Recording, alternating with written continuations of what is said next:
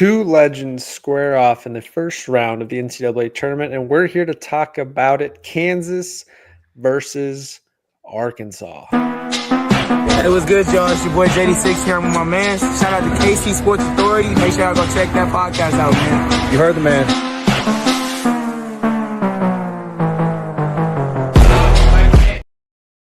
And welcome into another live edition of the KC Sports Authority podcast over here on YouTube, where you can see our lovely faces. Thank you to all of our 1,000+ subscribers out there. And for those who are already in the chat bar here, we already got Robert, loyal listener in here. Robert, welcome in. What's up, Robert? We already got Alan here as well. Beat Arkansas. Yes. Let's go. With that. And Chris Freeman, what's up? Welcome in, guys. We're going to get into it. JB Merker, King and Russell here for you. If you're new to the show, smash that like and subscribe button below, because we talk a lot of Kansas Jayhawks basketball, football. Also talk some Chiefs and Royal stuff as well, and some other sports content. But we are happy to have you guys here with us tonight. And yes, that chat bar is live and wide open for you guys to slide in all of your takes on this upcoming matchup of Kansas versus Arkansas. If you missed it the other night, we did have our live bracket reactions and bold predictions. So go back and check some of that out if you want some of our takes on some of the picks and plays in different parts of the bracket. And we had mentioned, of course, Kansas versus Arkansas, but wanted to save a preview for tonight. And that's what we're going to get into. But JB, before we just jump into the matchup itself, I know we don't feel as confident in this group as we have in years past. But No. Are you still just as excited that March Madness is officially here? It's NCAA tournament. Honestly, yeah, and it's weird. All season long, I've been admittedly not watching as much basketball because it's just tough. You're watching KU lose, and at some point, I'm a bad fan. You can call me a bad fan, but I've turned off games, and I will defend it because it's not that I don't believe we can't come back and win, or it's not that I'm so pissed off and that I can't even watch it. It's it's a mental health decision to turn off that game, or I might, if I keep watching, I might just go nuts, right? And it's that's been this whole season almost. It's felt like, at least, and despite all that, and I know leading up to March, I was like, man, I am not looking forward to this. I'm ready for the season to be over. I'm ready for March Madness to come and go. I'm ready for us to lose in the first or second round, which still might happen. We don't know. But I was like, man, I do not like this at all. I don't want to be here right now. I don't like the fact that it's March. I'm like, can it just be April already? But seeing the bracket, I have felt rejuvenated.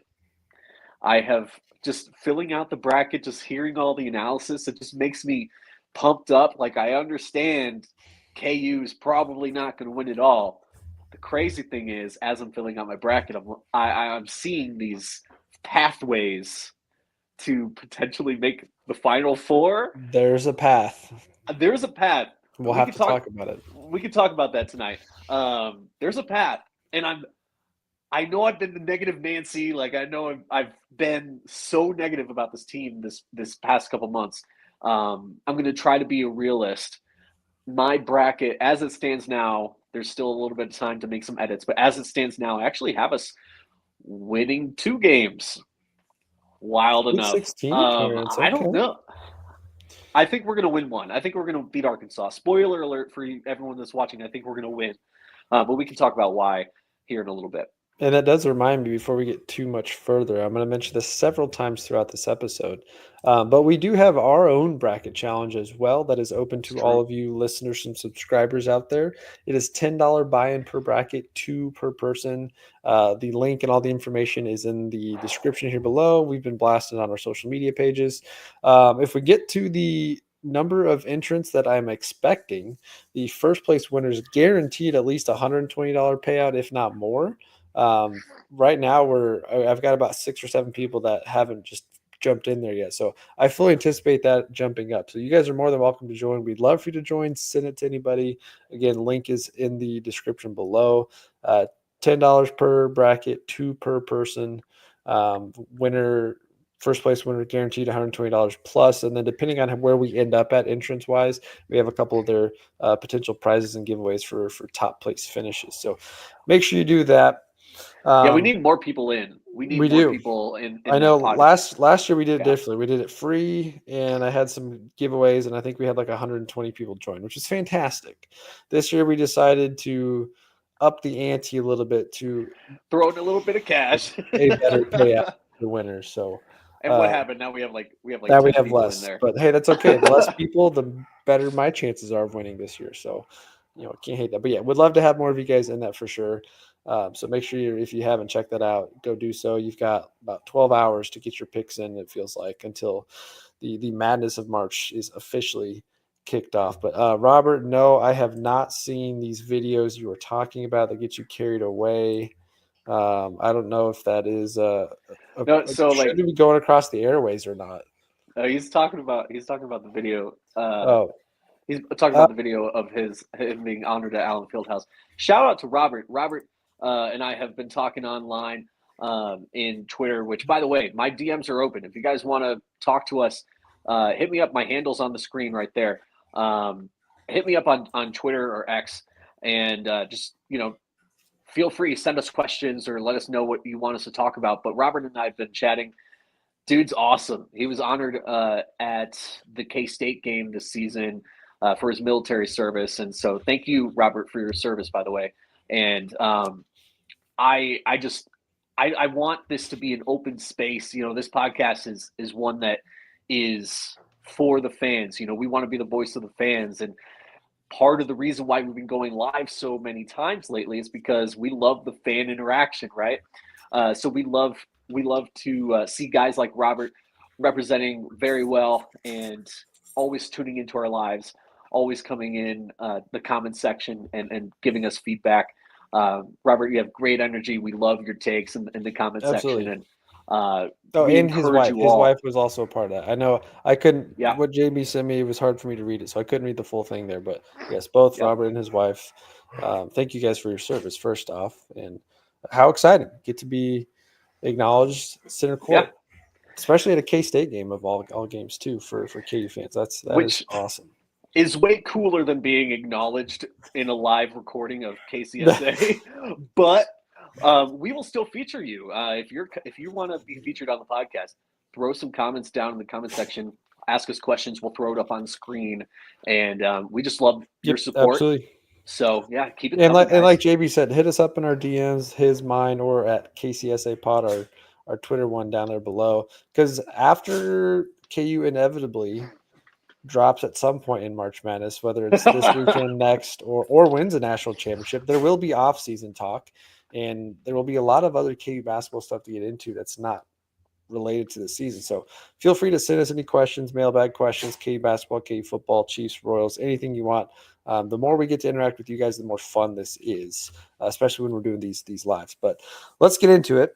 We recapped the bracket the other day, so I want to pull back up the West here. So top half of the region, of course, Florida, the number one seed in our bracket. UConn, Oklahoma, the interesting 8-9 matchup. Maryland, and then former Jayhawk, Tyon Grant Foster, 13 seed Grand Canyon. West as a whole here, you've got the full look there. Kansas in the bottom 7 seed against number 10 Arkansas. Yikes. And, of course, St. John's taking on Omaha.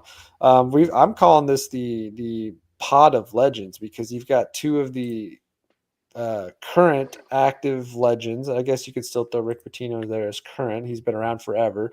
But 3 guys that are all Hall of Fame coaches, 3 of the best to ever do it, and they're all facing off in the same pod.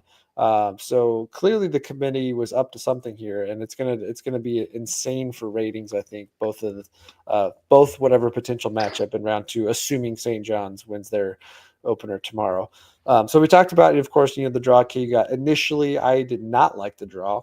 I thought it looked a little rough, the teams put in there. And then now that I've had a couple days, to sit back and kind of think about the path, as you'd mentioned, as much as I don't have faith in this team to do a lot in March, there is a path here for the Jayhawks to at least get to the second weekend. And if things go right and they get hot, I I mean, mean, think about this. Elite Eight's realistic. 15 seeds have beaten 2 seeds in the past.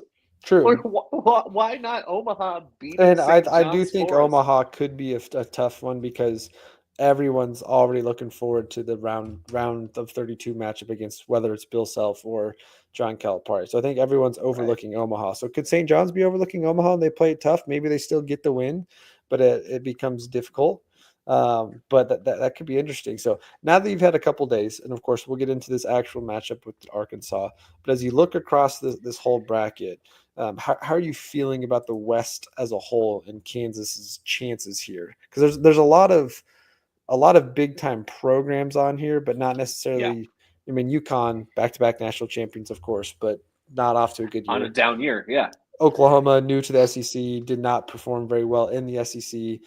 Porter Moser's probably out the door in a loss here, so you think they're very motivated. Maryland, one of the highest scoring teams in the country. Their starting five is the highest scoring starting five in all of college basketball. Grand Canyon, very experienced team that did it last year and made some noise. Of course, KU having Mizzou in the same bracket, and we talked about the potential of that Sweet 16 matchup there, so that could be interesting. That's right. Drake, the scariest 11 seed you might have ever seen because of the way they slowed down. And Ben's, was it Stenertz, I think is his last name. I've been watching Stenertz, or however you say it. I've been watching some tape of him. My gosh, he can score. And of course, Texas Tech, the fighting Grant McCaslins, as I've been calling them all season, are fantastic. So again, now that you've had a couple days to look at this bracket, overall thoughts again. Well, we kind of touched on it in the last recording, but what I was saying back then was this region is kind of like the region of doom, right? This region, if you look at it, there is a legitimate argument for every one of these matchups really to be an upset outside of probably the 1 and 2 seed. But it's, you look at, I mean, if I'm just going down from the top to the bottom, UConn and Oklahoma. Okay, look, I'm probably picking UConn and I did pick UConn in this game, and I'm probably going to keep that pick. However, Oklahoma, look, they are battle tested. Have they lost a lot of games in the SEC despite this battle tested resume of theirs? Yes. But because of that, and if you combine UConn and the frustration of having a down year, just like Kansas did, could Oklahoma take that? It's an 8-9. Obviously, it's a coin flip. If you just look at it being an 8-9 matchup, that can be an upset. Memphis, Colorado State. Man, Colorado State, I'm picking that as my upset. I'm not even looking at They're the Memphis twice. favorite in this. Memphis doesn't have Tyrese Hunter, so Penny Hardaway is an underdog as a Exactly. 5 seed. I would tell our listeners this, and I know my word is not gospel, but if you want to pick the classic 5-12 upset this year, and you probably should have minimum one. You always got to have at least one 5-12, one 6-11 for sure. For sure. This is the one that you put in. If you look at all the others, I mean, Michigan's great. I mean, everyone's talking about San Diego upsetting Michigan, and rightfully so. I think there's 100%. That's definitely happening. That's the one I like. I like that one a lot. I can see Liberty taking out Oregon. I'm not high on Oregon. I'm not high on them at all. They've played in the Cupcake League, in my opinion. And gosh, what was the other one? Clemson. And who's Clemson playing? McNeese. McNeese, that's right. That's probably the one that I'm looking at the least out of all of them. I could easily see. I have a couple brackets in my time with making my brackets and just doing my process. I had all three of those outside of Clemson being 5-12 upsets. This is the one I'm most confident in. And then Maryland and Grand Canyon. We talked about Tyon Grant Foster, and this is the year for Grand Canyon. You know, they've won. They've got experience. I think they returned all of their starters and like 95% of their scoring from last year. So, and they made the upset last year, and it's like, why not be able to do it again? I happen to really like Maryland for some of the reasons you talked about earlier. I mean, their starting five is just insane.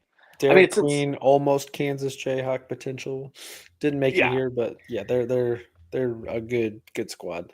I'm leaning against that because I can see Maryland taking a run. You look at Mizzou and Drake, very, very popular 11 seed upset over Mizzou. And it's not just because we're Kansas fans. We see the power of the Drake program, the 30-3 record, if I believe, off the top of my head. Texas Tech, I feel very confident in moving on. Kansas and Arkansas, we can obviously dive deeper on. St. John's, they're 2 seed, they're going to win. But what's going to happen is all of a sudden, as we're looking at this bracket, there's potential for us to not only beat Arkansas, but to also beat St. John's, because St. John's is arguably the would you say the weakest of the 2 seeds, and I don't maybe I guess it depends on which metrics you look at, but yeah, yeah. I think that's a strong argument there. I'm not saying it'd be an easy game, but if we get past that game, my God, like who do we have? The most likely opponent in the Sweet 16 would be Texas Tech. And Texas Tech is a familiar opponent to us. Obviously, we can and we have beaten them. They are also quite hurt right now. I think I don't know if both the guy McWilliams and I'm forgetting the other guy now. They've got 2 guys that are injured. I don't know if both are going to play tomorrow or not, but so let's say we meet Texas Tech in the Sweet 16, and let's say we beat them. Oh my God! All of a sudden, we're in the Elite Eight, and then who are we facing against the other side? It's probably Florida. However, 1 seeds have tended to fall early too. They're not immune to all the lower seeded teams. If someone was going to knock off Florida, I would imagine Maryland would be the culprit. And then Maryland's all of a sudden, got enough offense to keep up for sure. Yeah, all of a sudden we're looking at an Elite Eight matchup. It's Kansas versus Maryland, and then we're like, yo, it's Bill Self, and the Elite Eight has a good record, in my opinion. It's the Elite Eight. It's tough.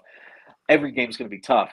But could you imagine? It's like the emotion behind this tough, arduous season, and then taking Bill Self and this team just one more game to get to the Final Four. I mean, once you get to the Final Four, it's like, even if we lost, I would be fine. I'd be like, obviously I'd be rooting for us to win. But here I just talked myself into an Elite Eight Final Four matchup. Yeah, we haven't even talked about the matchup with Arkansas yet. I know. If I dial it back, we got to talk about Arkansas, right? Yeah, it's a dogfight. I'm there with you. Again, I don't have the confidence necessarily that this group can do it, but as I look at this path, it's not necessarily my lack of confidence. It's the way the bracket could break their way. Texas Tech's a really, really good team, but there's that familiarity there. So I think that's doable. If it is Grand Canyon, that matchup, you like that matchup eventually well, no, I guess Grand Canyon, never mind. Grand Canyon's top half.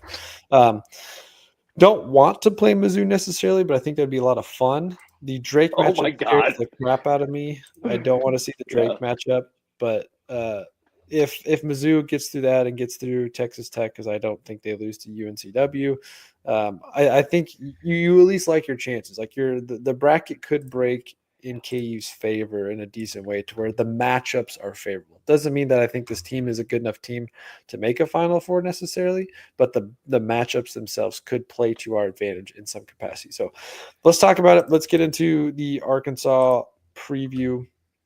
Again, initially you look at this and you're going, holy cow, 2 Hall of Fame coaches.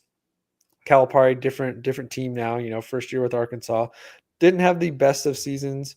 Arkansas struggled a little bit. I think they went 20-13, finished 9th in the SEC. They had a lot of adversity this year from a program, injuries left and right. Boogie Flan missed the last 15 games of the season, and he should be available for this game. He was most likely to play. But yes, Adu Thuro being out is huge, big-time offensive guard production. But I will say, in the absence of these 2 guys missing some playing time, the rest of their players have stepped up. Adu did not play in that matchup we had in preseason. He's been really solid for them. Brazil's been really good as of late, and Stevenson's also been heating up. So they are a good squad. They're very well balanced offensively. They have a lot of guys that can score. DJ Wagner, solid number 2 point guard. There it is. Adam Sullivan always has something great for us. Bill Self 11-0 on Thursday in the dance at KU, so it's over. Dude. Don't even need the matchup. History says Sully. Matchup's already over. I always love when Sully's got something to drop in here for it. Oh, great stat, Adam. But yes, this is where Al's got what I was going to touch on here is they're very athletic, which could cause us problems, and we have definitely seen athletic teams cause KU problems. So want to get into some of the statistics of Arkansas, and then we'll kind of get into the matchup. Arkansas and KU on paper, relatively similar statistics in some categories. As far as KenPom goes, if you're really big into the metrics, KU is 21st overall in KenPom still, somehow. Never makes sense how they're still that high.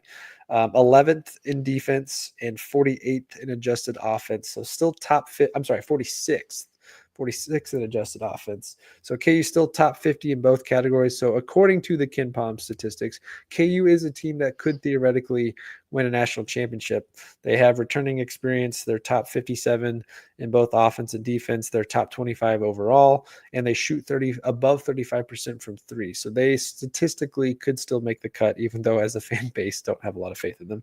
Arkansas on the other side, they are 73rd overall in adjusted offense. So their offense has not been great. Now, again, some of that you have to take with a grain of salt because they have had injuries throughout the season that has impacted that.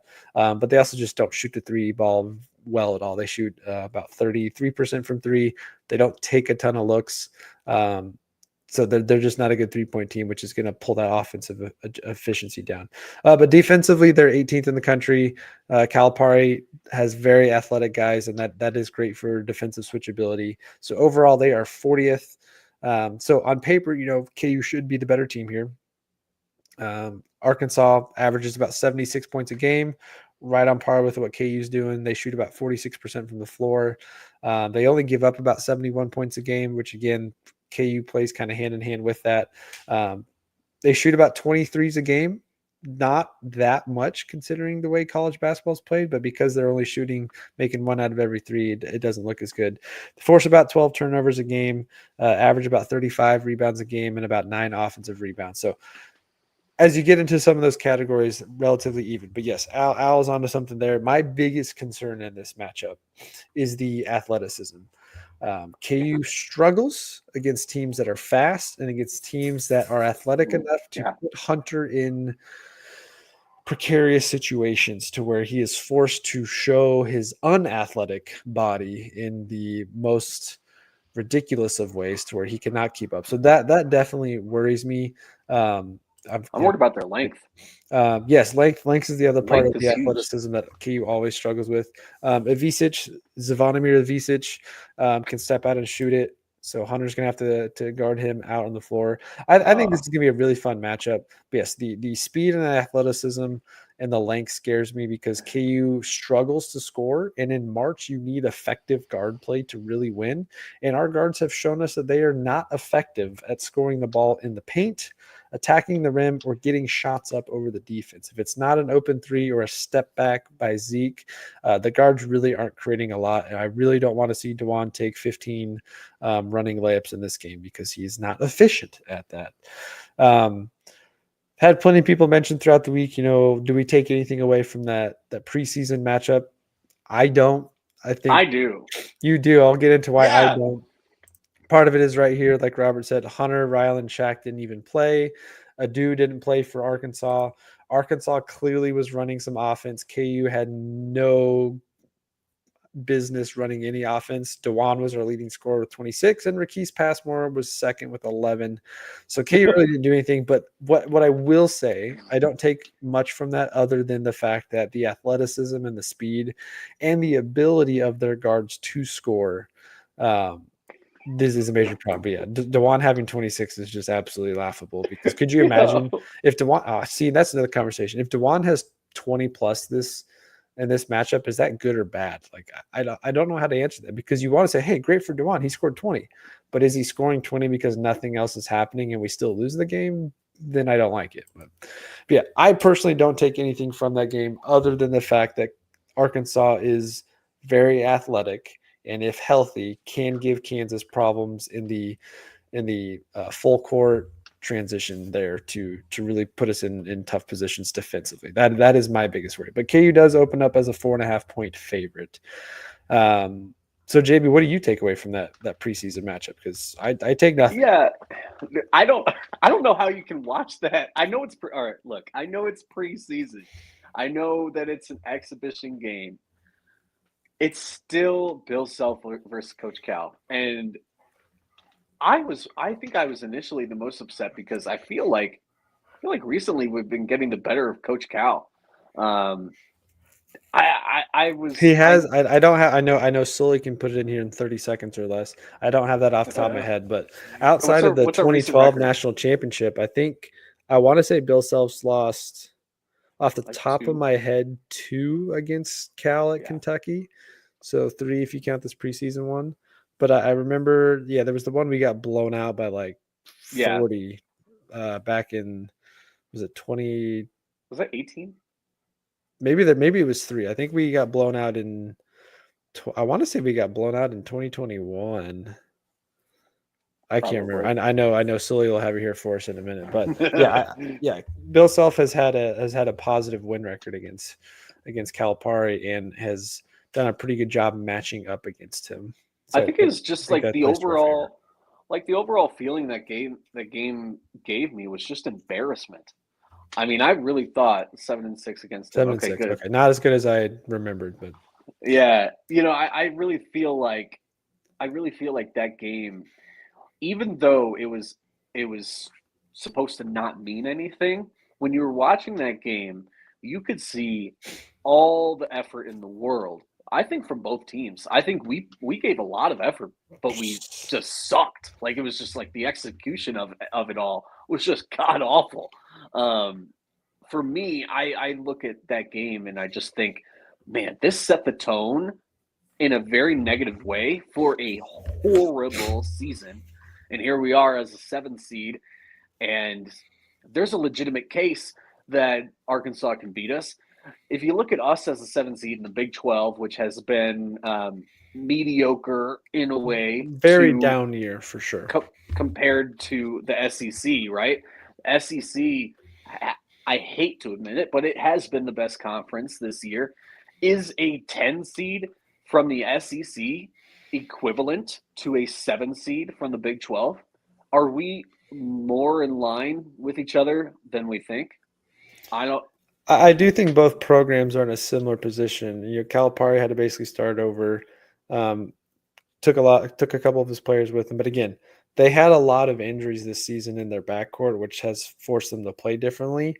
So I do think both teams, from an expectation standpoint, have underperformed for sure. But this right here is another reason why the athleticism has me worried, because yes, they did not run that much more offense than Kansas, but their guards looked so good in isolation and just going and getting a bucket playing rec league basketball, and we couldn't do anything to stop it. Now, granted, that was before. I mean, they had like maybe 5 practices under their belt, so new team, no one's played together. Half of that Arkansas team was Kentucky transfers, so they've already played together. So I don't take much from that other than I think Bill will be completely ready from a coaching standpoint. I do think it is of note that Kansas is playing some of their better basketball of the season the last couple of weeks. Now, albeit the defense has struggled at times, but offensively they look a lot better. And I do think Hunter is in a nice spot here in this game. I think he's going to be super motivated. I feel like something's clicked with Hunter. I mean, I know Yeah, Shreyas Lada had the article on the Casey Star earlier today about the players watching social media, and good and bad, seeing the good comments, seeing the bad comments, and using it for fuel.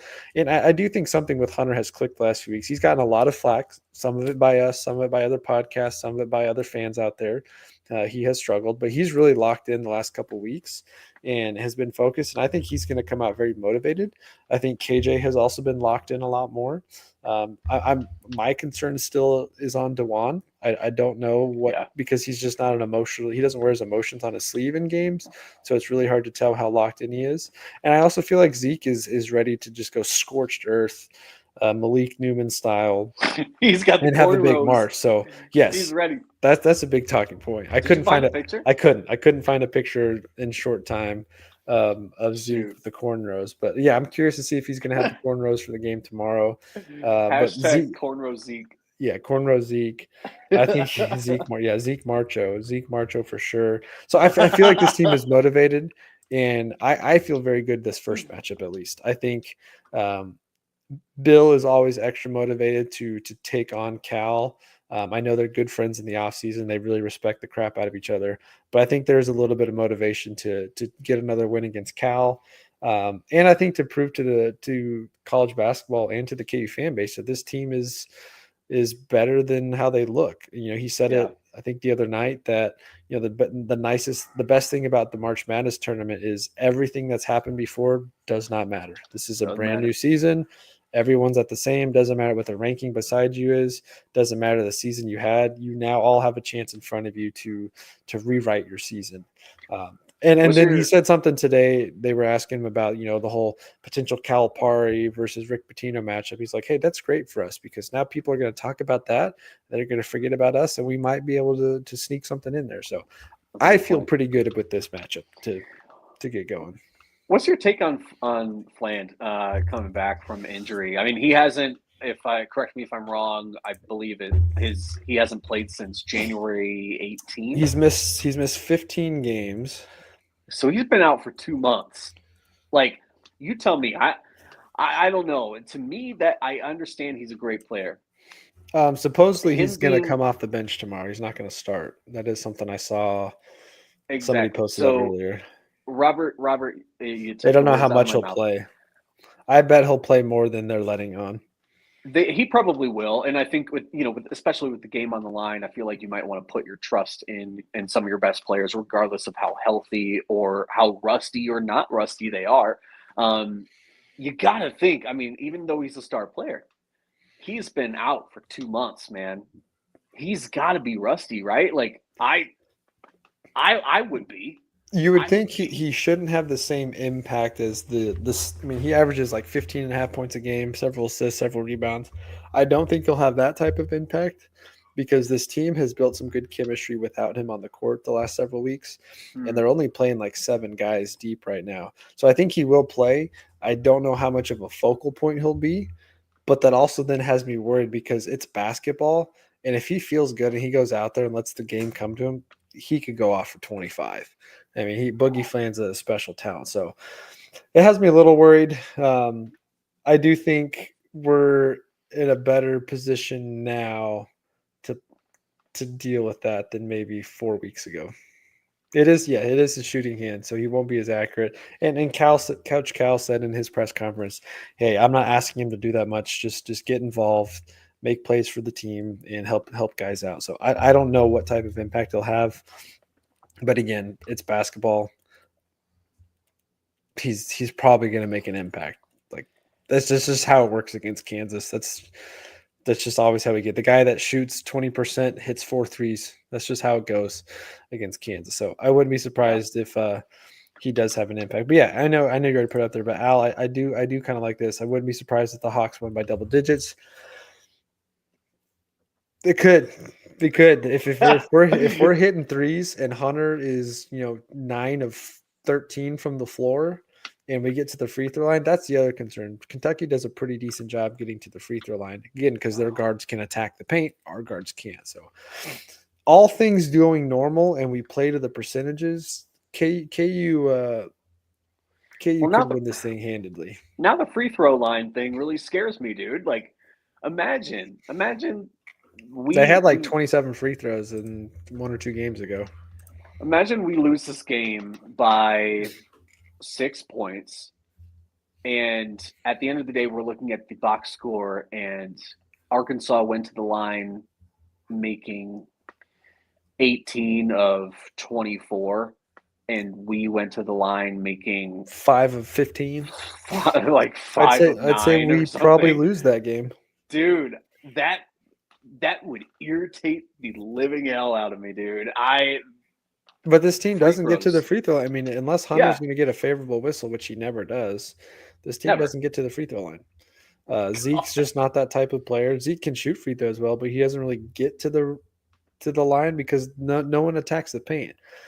But Zeke goes 4 for 7 from three, and Rylan just hits one freaking three from the corner. He can go 1 for 6 for all I care, as long as he hits 1 3 at an important time. I Yeah. think K's got a good shot. Like I said, I think we'll see a very motivated KJ and Hunter side by side. Flory to me could be an X factor. I think Flory's athleticism could be significant, and I think he could play an important role. But I mean, overall, I'm feeling much better about this game than I did like 2 weeks ago, thinking it didn't matter who we played the first round. KU was going to be the 5-12, the 6-11 upset. It was going to happen. But Kentucky's a 10 seed for a reason. Despite their injuries, they still have not been a very consistent team all season. Yeah. Arkansas has not been consistent this year, just like Kansas. So I think that does play to our favor some. And I think Bill does quite well when he's got ample time to prepare, and all of his guys are healthy. Yes, this is literally, Al, I say this every single game. KU needs to be super aggressive. They cannot get off to a slow start. They have to get off to a strong start, and they need to get to the line. But how do you get to the line? You got to force feed Hunter. He's got to be physical. Dewan and Zeke need to find lanes to cut through and get to the rim. And then honestly, KJ's not a great free throw shooter, but he's the guy that's got the athleticism to get through the paint and muscle something up. But yeah, I am always on that train there. Robert, you're gonna have to let us know more about your first-hand experience with this, but that's a good point too, because it's like if you're hurt, your form is messed up, he's gonna be rusty. He's not going to want to put as much pressure on his injured hand, right? All these things can bode well in our favor. I also want to throw this up here because this just sparked a little bit of a memory for me. Guys, we're freaking out over Arkansas. Why? Because have we not noticed Coach Cal the last couple of years getting bumped from the tournament early? He's in been Kentucky, rough in the tournament. He is going to bring that same exact energy to Arkansas, and Arkansas is going to regret ever going after the guy. He's going to get bumped, and maybe it'll be different this time. Maybe there won't be outrage from the fans because they understand, oh, it was Kansas at least that knocked us off. But I just imagine the fan base. I mean, there might be a sector of the Arkansas fan base that is like, I knew we shouldn't have got this washed up coach from Kentucky that can't get it done in March anymore. I can totally see that narrative. It's just on the wall in front of me right now, and that's what I'm trying to focus on, and I'm trying to focus less on the pressure of this game and just kind of live in the moment. I mean, honestly, the thing I'm most worried about is if we do lose, how much of an earful I'm going to get from your Arkansas buddies, from my Arkansas coworker, Connor. Shout out to Connor. He has been relentless today in the office, and you know what he did? Keegan, he printed out the final score from like 2 years ago where we lost to Arkansas in the second round. He printed out the final score, slapped it on my desk, slapped it on 3 other desks for all, 3 other people that are all KU guys in the office. And I mean, he's living in it. He's just boasting. He knows, he's so confident. He's like, man, we're going to win. Like, you've never beat us. But he kind of has a point because we lost the exhibition game. We lost 2 years ago in the tournament. We lost in football. We can't beat Arkansas in any sport. Arkansas has the number right now. What is going on? We can't. Kansas can't beat our Kansas. I like that. Yeah. Oh my gosh. Again, also, I feel good about it, but I do have another stat to throw at you that might give you some worry. Since Boogie Flan has been out, this is not an exact points per game, but DJ Wagner has looked pretty good without Boogie Flan next to him. He's been averaging about 38 minutes a night. He's got 24-point game, 14-point game, 16-point game, 17 double figures in all but 3 since Boogie Flan's been out, and he's been shooting about 50% from the 3-point line in the last 2 weeks. So he has stepped up to the call. So that is definitely a little worrisome. Brazil has also been better as of late. And of course, we haven't even talked about, but John L. Davis, the Florida Atlantic transfer who, everyone's darling in the tournament last year, he is only averaging 11 points on the season, 32% from 3. His last several games, though, he's also looked a lot better. He's basically, since Boogie Flan has – basically what I'm saying is since Boogie Flan's gone out, their other guards have been impressive. John L. Davis has two 18-point game, back-to-back 18-point games, then a 24-point game, 13, 11, 14, 18, 14, 21, 15, while taking at least 5 threes a game on average for that stretch. So they have guys that can take on the scoring load. We have seen Kansas struggle to defend the 3-point line. We know Zeke is not a great on-ball defender. Dickey's undersized, but he plays with tenacity. So somebody mentioned it earlier, but Shaq Moore, if he plays, could be very important in this, even if he only gets about 6 to 7 minutes. If he can just kind of lock down one of those guys for a stretch, would definitely be important because, yeah, their guard play is still pretty good. And then, like I said, Brazil's been also pretty solid for them. Carter Knox, good athlete. So they've got a lot of guys. They've got a lot of guys they can throw at you. They're very well balanced. They can score from all levels of the court, and they've got multiple guys that can do it. So defensively, KU needs to be sound. They need to defend the lanes. They need to defend the 3-point line. Move in space quickly. They need to figure out how to not get Hunter isolated in some of these pick and pop spots with Ivisic, or however you say his last name.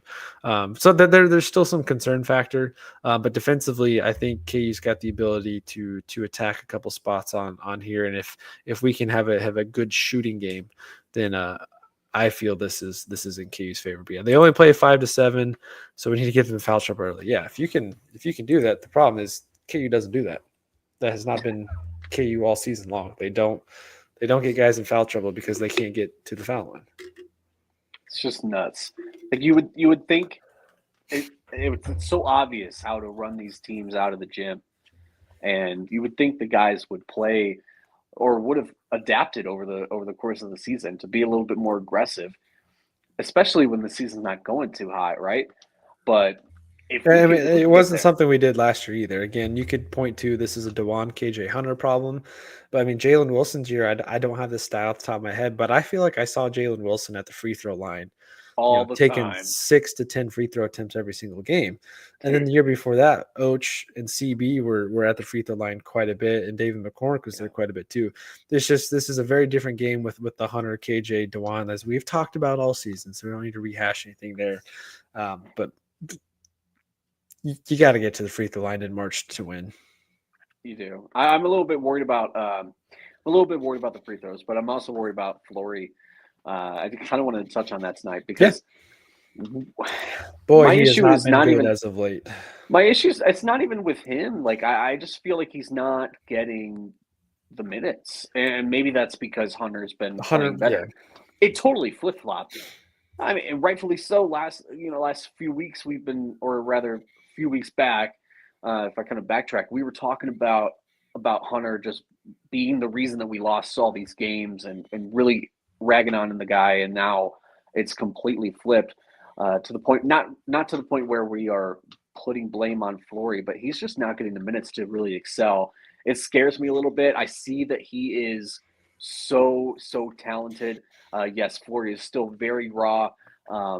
However, I just wish he got a little bit more playtime throughout the Big 12 tournament, albeit the one game we had. Like, I wish he got a little bit more playing time because I want him to own his minutes. I mean, he is. It just seemed the last. He's got to come out and rebound and stay out of foul trouble. I mean, he fouls a lot. He does. And it's wrong. It's not. It's something he's learning. Yeah, I thought the one he got called the other night, I thought that was kind of weak. I didn't think he got called for 2. I think so. But one of them was pretty weak. But yeah, Flory's athleticism is going to be important. But I think, again, like you said, some of those minutes have dropped off because Hunter has played so well. And if Hunter's playing well, you're obviously going to keep him out there. I mean, he was 3rd-team All-American, whether you agree with that or not. But Hunter's minute logs the last couple of weeks, he has been averaging about 33 minutes a game. So that leaves 7 minutes for Flory at the 5, and then maybe 5 or 6 minutes at the 4 beside him. So if Hunter is getting 30, which I think Hunter's getting 30-plus minutes, however many games this team plays down the stretch, Hunter's getting close to 34 minutes a game. So as long as Hunter's executing and looking pretty decent, I don't think you'll see a ton of Flory. I don't think this would be a matchup that we'd see much Flory at the 4 alongside him. I don't know how good of a matchup. I don't think he's that good of a matchup against Brazil. I think you much rather have KJ out there. And the way KJ's been playing the last few weeks, gives you a lot of hope too. I guess if they go double big man with Adu and Ivisic, you could maybe see some Flory alongside because it's a 7'2" guy and a I mean, he's out 6'11", though. 240-pound guy. No, Adu's playing. Thero's the one that's not playing. Oh, well, yeah, Thero's he's out. Yeah, if Adu and Ivisic are both playing, then maybe you see some of Flory just for the length. But to me, I look at this and it's Zeke. Like, I know whatever you want to say about AJ Storr, but great back there. Right there. But to me, Zeke and maybe 2 threes from Diggy. Like, you gotta get 10 threes a game from Zeke, Diggy, and Ryland to really stand a good chance in March, because that's just how March is won. Your guards have to step up and make big plays. If Auburn makes a deep run, I will be super impressed because they play the old school way KU's playing this year and running through a big man. And that just doesn't typically lead to major success in March. Even, UConn's first national championship 2 years ago with Adama Sanogo, very good big man, Donovan Clingan coming behind him. But they had guards that could attack and score from all over, and their guards made plays down the stretch. Kansas needs their guards to make plays. DeJuan needs to have a big game. Even if he's not scoring the ball, he's got to be in the right place at the right time. And not making these silly turnovers that a super senior shouldn't be making, and smiling about it. Again, there's been some rough stretches for DeJuan. I don't think it's always people have been why is he? I don't think he's smiling because he's happy about it. I think he's like, great, that just happened, cool. I'm not going to live that one up. It's not a good look for DeJuan's Twitter. got to be good. Yeah, not a good look for Twitter. You saw the stuff that came out, right? Mm-hmm. Oh my God. The screenshots that he was sharing about people just ragging on him. Yeah, having several KU burner accounts getting called out was great to see. I'm glad we're not one of them. At least I hope we're not. I try not to be that negative. If we say something, we just point out something true that's happening. I think the worst that I've ever done on Twitter has probably just been like, DeJuan, what are you doing? Or like, I think I've said several times I'm just ready to be done with this trio. But again, I've always said individually I respect all of them, but collectively it just doesn't work that well.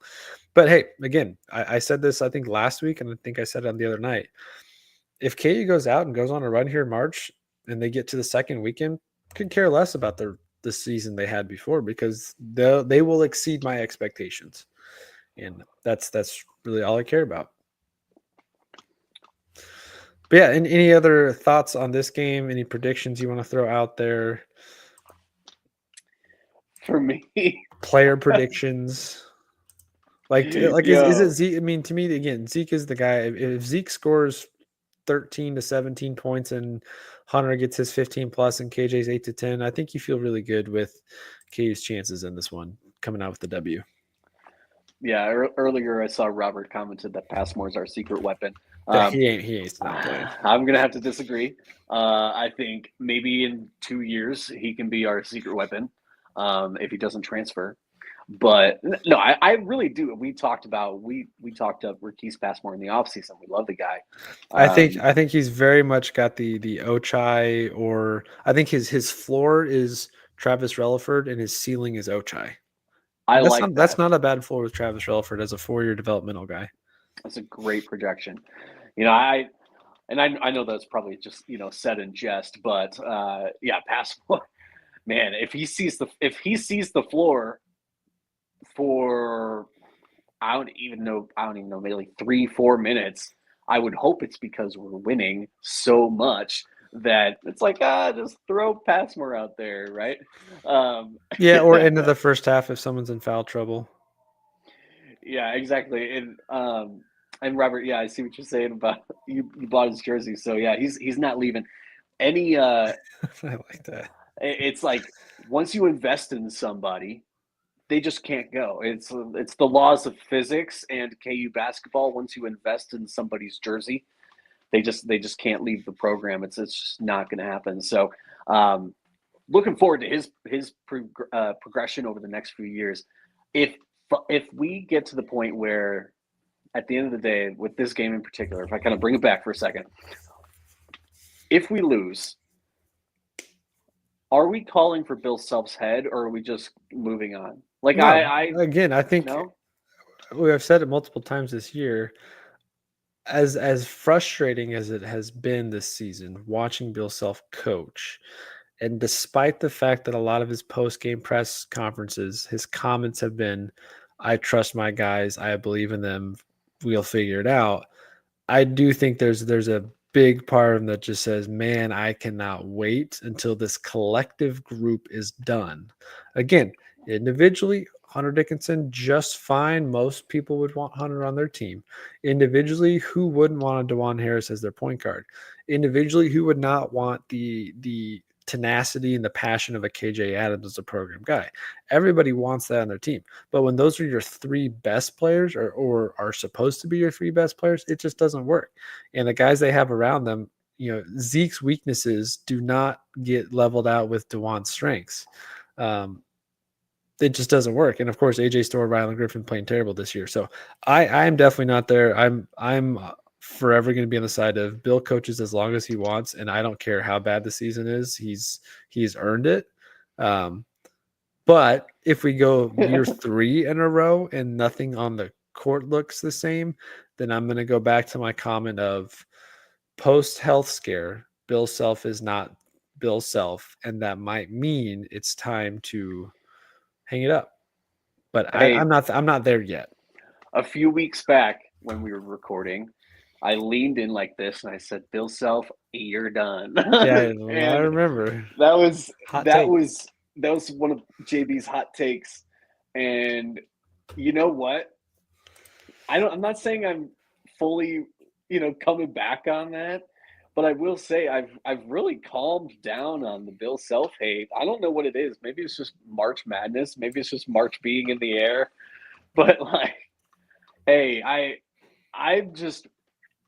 feel oddly optimistic about this tournament run, about this game against Arkansas. Not only the game against Arkansas, but our chances against a likely opponent in St. John's after that. And then who knows? Like we talked about earlier, if we can get past Texas Tech, a very likely opponent in the Sweet 16, all of a sudden we're in the Elite Eight, and we've had a better tournament run than we've had in the last couple of years, in our worst year by far. And is it all sort of worth it? I think I asked that question last time. You said no. Like, I'm still upset about this season. I am too, but Yeah, I think yeah. they have to make at least the Sweet 16 for me to, not to say that takes away the regular season, but to feel better. Like, I fully expect this team to be out this weekend, but if they make a Sweet 16, then that makes up for some of the crap this season was. But again, they were a number 1 preseason ranked team to start the year, and if they don't make it to a Sweet 16, they've underperformed. Now, again, right now, do I have confidence this team is a top 16 team in college basketball? No, I do not. But anything can happen tomorrow. So if this team does make it to a second weekend, then I think I feel much better with the end result. But that doesn't. I can't remember who I was listening to. Somebody was talking about where it's like the end result could be better than the process to get there, but that doesn't mean the process still sucked. Adam's calling me out. For anybody that doesn't know, anybody that's tuning in that has no idea what Adam's talking about, what was it? It was like 2 episodes ago. I talked about how I saw the Royals were playing, right? Milwaukee was coming to the Royals for spring training, and I bought tickets thinking, oh, they're going to be playing in Kaufman, and and I bought the tickets. I spent $118 for my wife, myself, my 1-year-old daughter to go to this game. And I get the tickets. I'm looking at them electronically on my phone, like in my Apple wallet. And it says surprise stadium. You're like, what? In Arizona. You were surprised. I was certainly surprised. For sure. JB got bamboozled is absolutely right. I was hoodwinked, bamboozled, led astray. That was not my proudest moment. I tried to sell those tickets, and they didn't get picked up. So I completely wasted $118. It just goes to show how much I know about baseball and how spring training is not always in the home field of that team. Yeah, Robert, I feel you. No comment. He says. It was a dumb moment. We've all had dumb moments, but it was just so hilarious. Adam, thank you for bringing that up and helping me to relive my trauma and my Oh, stupidity. that was good. That was a good moment. That almost ranks up there with the nose picking coming out of the Nose picking. Hey, I've been on a roll lately. I've been yeah. saying Bill Self, you're done, and I've been saying I've been making myself look like a total idiot. How about this, Bill Self? Make me look like a total idiot. Go out there and win the whole thing, and I will issue my public apology. We talked about it. It was No, I think everybody that will was be. Everyone yeah. should be lining up for that. It was in the preview for the Big 12 tournament. We were like, I was on here saying, if Bill Self goes out and wins the whole Big 12 tournament, I will issue a public apology to Bill Self for all the negative things that I've said, and, including you're done and I don't want you here. Yikes! But you know what? If he wins it all, I don't think I can ever say another bad word about Bill Self ever again. That would be. I know we're talking. It would dreams be here. his most impressive run yet for sure. Because Hmm. nobody, I mean, again, if this team even makes an Elite Eight, I think we'll all come away going, "How? Seriously, with this group?" Because it feels too much like the 2021 season. It feels too much like the 2019 season. So if Bill Self pulls this one out and gets to the Elite Eight, yeah, we'll be impressed for sure. And again, it literally could happen if three guys get hot at the right time. KU's defense is good enough to slow other teams down. They can do it. But anyway, let's end with some predictions here. Let's do game Sure. predictions. Give me your final score. Oh, this is toughie. I'm gonna go with 76-71. And I'm picking Okay. Kansas. Kansas covers the spread in that too, 4.5. I like that. I think this will be a little lower scoring because I think KU needs to keep Arkansas under 70 to feel really good. So I'm going to go 73-66. Kansas wins it. Goes on a. Gee, I say that now I don't feel good about it because Kansas does not go on late game runs with this team, and they basically fall apart in the final stretch. But Zeke hits a monster 3 to go up late, and Arkansas, I almost said Kentucky again. Arkansas misses. We get the rebound, free throws, grind it out. So 70-57. Double digit 13 point. I'm with you, Robert. Tough. Aldo, Let's Hawks make it cover. I think I feel good with that. Most of the public is not going to pick the Hawks to cover, as you shouldn't if you're the public, because KU does not cover. This is not a team that covers when they're a favorite. I currently have a play on Arkansas to cover the 4.5 on their side, but I don't feel good about that. But next one I was going to ask you for a prediction because I don't know if we'll have time to for sure get in if KU wins. I don't know if we'll have time to get in a St. John's or Omaha preview. So prediction being next episode is recapping a KU tournament loss or previewing a second weekend. This is scary. I think we're going to be recapping. Basically, what we're saying is this team going to win 2 games, 1 or 0? I know this is not what's in my bracket. I think we're going to win 1 game. I know I've been pumping out. I've been positive JB the last couple recordings. I do think we stand a really good chance against St. John's if really? that's the matchup. Like, they are not a good offensive team. Well, what about Zuby's great. I get it. Zuby's great. I think Hunter's motivated, man. Hunter is motivated. KJ's motivated. Bill Self's motivated. I think St. John's is gonna downplay. Is gonna play down. I'm sorry, Robert. You just said I let him down. Yeah, St. John's does not. Here, let me just while you're talking there, keep going. It's in my bracket right now that we move on to the Sweet 16. We beat St. John's, and I don't feel terrible about that. I think it's more of a strategic play, right? Because when you're filling out your bracket, this might be switching gears for a little bit, but when you're filling out your bracket, there's some times where you might want to take St. John's is one the number gamble. one ranked defensive team on KenPom, though, Oh, but they're like well, 70 or 65 on offense. throw that out. But no, I was gonna say, there's some times where you know that the whole world is picking this one team over the other, and if you gamble on just one of your picks in your bracket, and you happen to take Kansas over St. John's, that can be seen as a major, major leverage play for you, assuming the rest of your bracket looks really good. For all those people that picked St. John's to go to the Elite Eight or to the Final Four, or dare I say the national champion, well, they just lost, and they're done and they're out. So This sometimes it's a this leverage is play. the hardest part of the bracket for me as I'm going through my It's brackets. tough.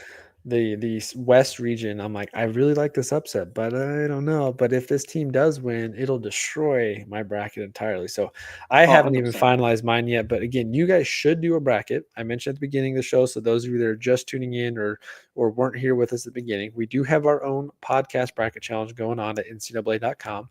The description for it is in the description here on this episode, as well as all of our social media. It is $10 per bracket to join and 2 brackets per person. We would love for all of you guys that want to join to do it. You will Venmo me your $10 or 20, and that is all the information below. Winner is guaranteed at least a payout of 120, but could be a lot more depending on how many we end up at. And if we get to enough bracket entrants, then we have a couple other prize giveaways to do for some of the other finishes. So go check it out. Again, it's in the comment section here or the description of this episode. If you scroll down a bit, it is also over on our Twitter and Facebook page. We'd love for you guys to join. You've got less than 12 hours really to get your brackets filled out. And we'd love for you guys to join us. But yeah, that's all the predictions I have on this. Again, I think Zeke's the key. I think Zeke is going to go scorched earth this March. I think Hunter's going to look great. And KU gets the dub tomorrow. And I do think if it is St. John's, I right now I'm feeling way better that this team makes a second weekend than I did 2 weeks ago. And it Same. sounds wild to say that considering how the season has gone. But when KU is, and again, we said this last week, when KU is playing its A game, they can beat anybody in the country. But if they're playing their C game, they're going to get blown out. And that's true of any team. But We KU beat Duke. has looked pretty good. And if that team shows up, then this team could go deep. The bracket is set up for things to break their way, and Kansas could make a deep run before they just get absolutely obliterated by Florida in the Elite Eight, because Florida to me is the national champion this year. That's who I have as of right now. I could change that. I still got 12 hours to get my picks submitted, but right now Florida is my pick for national champion. They're just who beats them? They're on a whole nother level right now. I feel like Maryland is the only one that stands a chance. Like, I feel like it's Maryland or Maryland's got the offense to keep up. But yeah, again, if you guys didn't see that, I think we're up to like 200 views on YouTube for that one. But go check out our bracket reactions and bold predictions. You can kind of skip through some of the early stuff in that episode. But we have some of our plays for different parts of the bracket, upsets we like, teams to go deep. Yeah.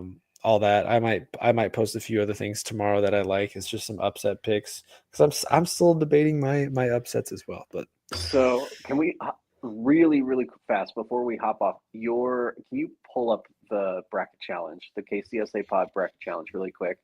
And I'm just trying to get an idea for how many brackets are in there right now. Yes, because I want to say the number is like 12.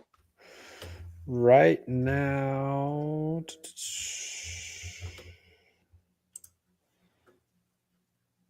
as it's thinking, I know, I think what's in there is not what we actually have, because I have a few people that have Venmo'd me but haven't joined. Okay. So right now in the actual challenge, there's only 9 brackets submitted, or 9 people that have officially joined from that standpoint. But I think we're at like 15. And right, so okay, keeping those numbers in mind, one of those brackets is mine, one is yours, one is Austin's, one is Spencer's. Yep.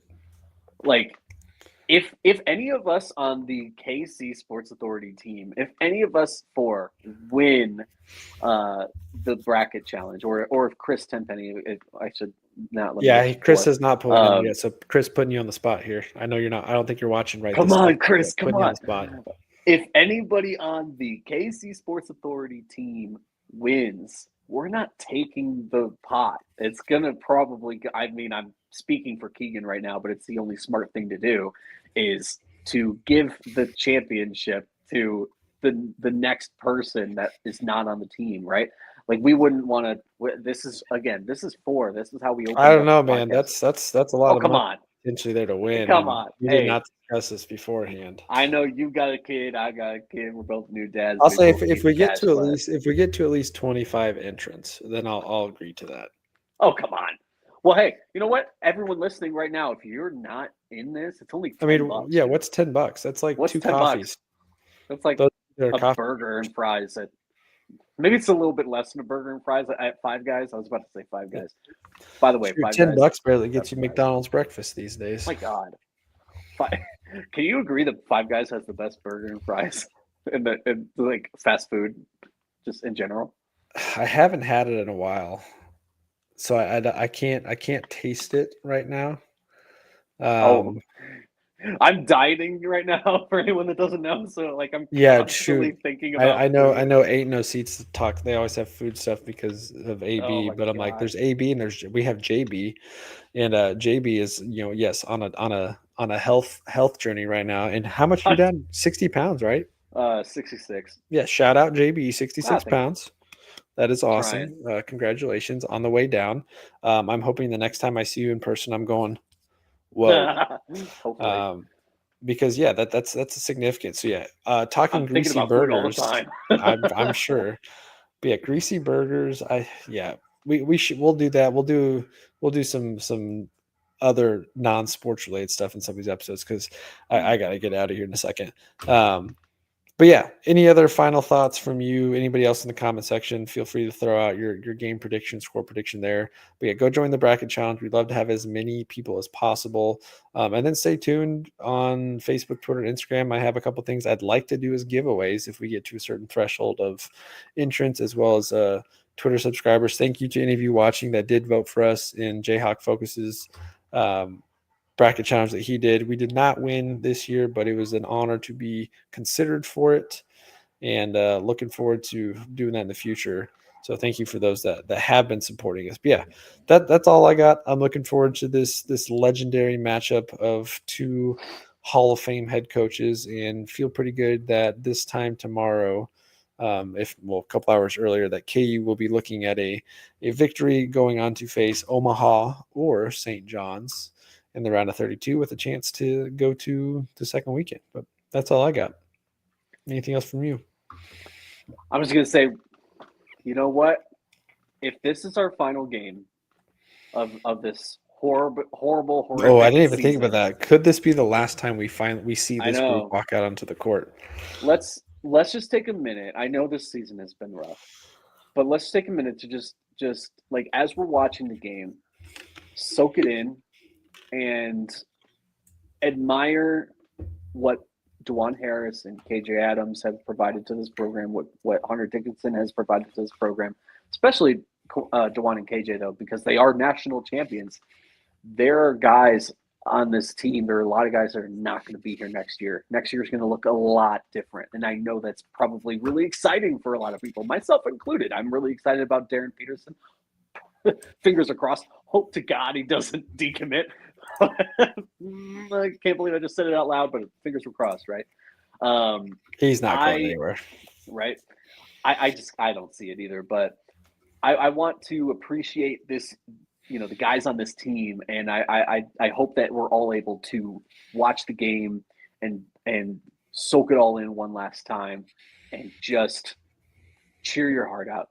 And I'm going to try not to turn off any game anymore in the March Madness, because I made that mistake in 2022 when we won it all.